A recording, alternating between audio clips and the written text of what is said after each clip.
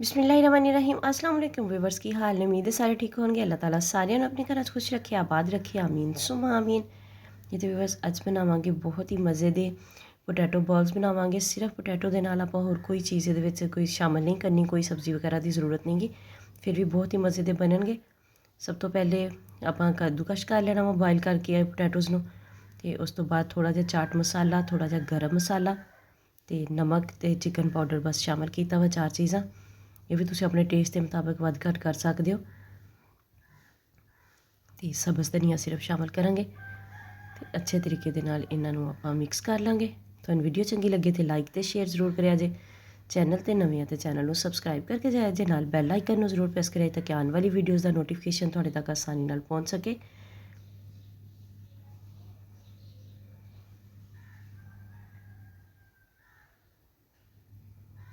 ਅੱਛੇ ਤਰੀਕੇ ਦੇ ਨਾਲ ਇਹਨੂੰ ਮਿਕਸ ਕਰ ਲਿਆ ਵਾ ਤਾਂ ਕਿ ਸਾਰੀਆਂ ਚੀਜ਼ਾਂ ਜਿਹੜੀਆਂ ਵਾ ਸਾਰੇ ਆਲੂਆਂ ਦੇ ਵਿੱਚ ਅੱਛੇ ਤਰੀਕੇ ਦੇ ਨਾਲ ਮਿਕਸ ਹੋ ਜਾਣ।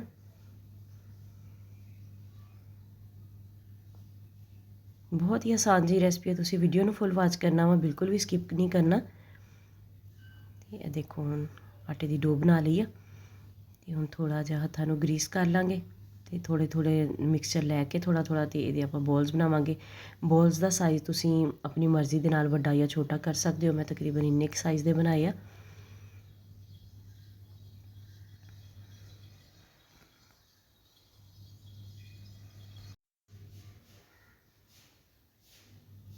ਇਹਨਾਂ ਨੂੰ ਫਰਾਈ ਕਰਨੇ ਲੱਗਿਆ ਤੁਸੀਂ ਥੋੜੀ ਜਿਹੀ ਇhtiyਾਤ ਕਰਨੀ ਹੈ। ਤੇ ਮੈਂ ਸਾਰੇ ਬੋਲਸ ਜਿਹੜੇ ਆ ਬਣਾ ਕੇ ਰੈਡੀ ਕਰ ਲਿਆ ਤੇ ਹੁਣ ਆਪਾਂ ਨੈਕਸਟ ਸਟੈਪ ਵੱਲ ਚੱਲਦੇ ਹਾਂ। ਇੱਕ ਅੰਡਾ ਲਵਾਂਗੇ, ਇੱਕ ਹੀ ਅੰਡਾ ਤੁਸੀਂ ਲੈਣਾ ਵਾ, ਇਹਦੇ ਵਿੱਚੋਂ ਵੀ ਬਚ ਜਾਏਗਾ, ਬਹੁਤ ਜ਼ਿਆਦਾ ਅੰਡਾ ਯੂਜ਼ ਨਹੀਂ ਹੋਏਗਾ। ਸਿਰਫ ਆਪਾਂ ਥੋੜੀ ਥੋੜੀ ਕੋਟਿੰਗ ਕਰਨੀ ਹੈ।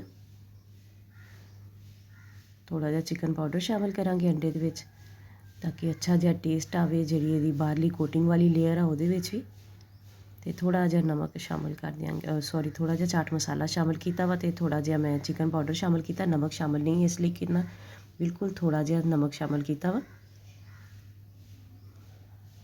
ਨਮਕ ਇਸ ਲਈ ਥੋੜਾ ਸ਼ਾਮਿਲ ਕਰਨਾ ਵਾ ਕਿ ਚਿਕਨ ਪਾਊਡਰ ਦੇ ਵਿੱਚ ਵੀ ਨਮਕ ਹੁੰਦਾ ਵਾ, ਇਸ ਲਈ ਜ਼ਿਆਦਾ ਨਮਕ ਸ਼ਾਮਿਲ ਨਹੀਂ ਕਰਨਾ। ਤੇ ਇੱਕ ਬੋਲ ਲਵਾਂਗੇ, ਉਹਨੂੰ ਅੰਡੇ ਦੇ ਵਿੱਚ ਕੋਟ ਕਰਾਂਗੇ ਅੱਛੇ ਤਰੀਕੇ ਦੇ ਨਾਲ। ਤੇ ਹੁਣ ਬ੍ਰੈਡ ਕਰਮਸ ਲਵਾਂਗੇ ਤੇ ਬ੍ਰੈਡ ਕਰਮਸ ਦੇ ਵਿੱਚ ਇਹਨੂੰ ਜਿਹੜਾ ਵਾ ਅੱਛੇ ਤਰੀਕੇ ਦੇ ਨਾਲ ਇਹਨੂੰ ਬ੍ਰੈਡ ਕਰਮਸ ਲਾ ਲਾਂਗੇ। ਥੋੜਾ ਜਿਹਾ ਇਸ ਤਰ੍ਹਾਂ ਕਰਕੇ ਲਾਉਣ ਦੀ ਕੋਸ਼ਿਸ਼ ਕਰ ਲਓ ਤਾਂ ਕਿ ਜ਼ਿਆਦਾ ਜਿਹੜਾ ਵਾ ਨਾ ਅੰਡੇ ਦੇ ਨਾਲ ਫਿਰ ਹੱਥ ਵੀ ਗੰਦੇ ਹੁੰਦੇ ਆ, ਫਿਰ ਅੰਡੇ ਦੀ ਸਮੈਲ ਵੀ ਆਉਂਦੀ ਆ ਹੱਥ ਵਿੱਚੋਂ।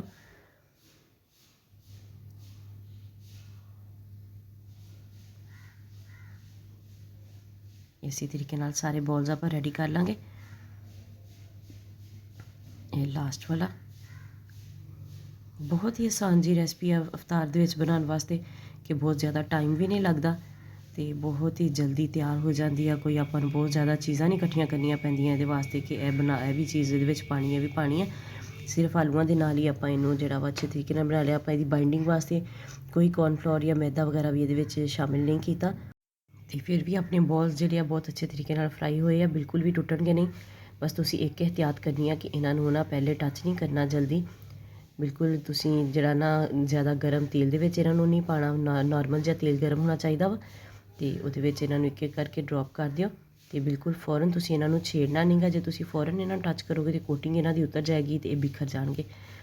ਤੇ ਇਸ ਤਰ੍ਹਾਂ ਕੋਈ ਹੋਰ ਚਮਚਾ ਵਗੈਰਾ ਲੈ ਕੇ ਨਾ ਇਹਨਾਂ ਦੇ ਉੱਪਰ ਵੀ ਥੋੜਾ ਜਿਹਾ ਨਾ ਗਰਮ ਘੀ ਪਾਈ ਜਾਵੋ ਤਾਂ ਕਿ ਉੱਪਰੋਂ ਵੀ ਇਹ ਥੋੜੇ ਥੋੜੇ ਜਲਦੀ ਨਾ ਡਨ ਹੋ ਜਾਣ ਤੇ ਤਾਂ ਕਿ ਜਦੋਂ ਆਪਾਂ ਇਹਨਾਂ ਦੀ ਸਾਈਡ ਚੇਂਜ ਕਰੀਏ ਤੇ ਇੱਕ ਟੁੱਟਣ ਨਾ ਤੇ ਆਪਾਂ ਨੂੰ ਕੋਈ ਵੀ ਇਸ਼ੂ ਨਾ ਹੋਵੇ।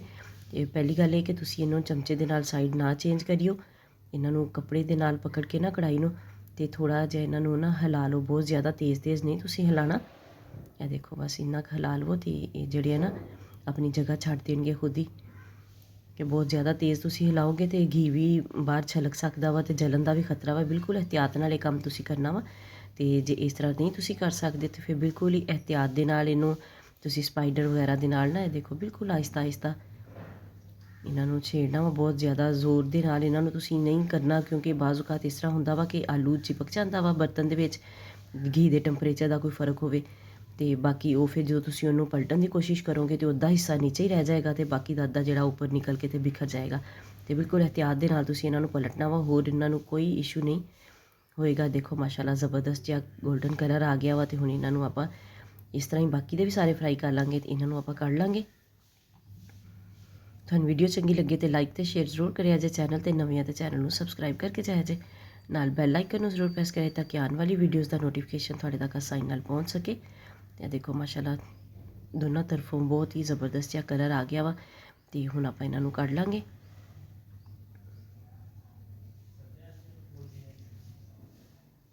ਮੇਰੇ ਬਾਕੀ ਦੇ ਚੈਨਲ ਦਾ ਵੀ ਵਿਜ਼ਿਟ ਕਰੋ। ਤੁਹਾਨੂੰ ਵੀਡੀਓਜ਼ ਅੱਛੀਆਂ ਲੱਗਣ ਤੇ ਜ਼ਰੂਰ ਉਹਨਾਂ ਨੂੰ ਵੀ ਆਪਣੇ ਫੈਮਿਲੀ ਤੇ ਫਰੈਂਡਸ ਦੇ ਵਿੱਚ ਸ਼ੇਅਰ ਕਰੋ, ਉਹਨਾਂ ਨੂੰ ਲਾਈਕ ਕਰੋ।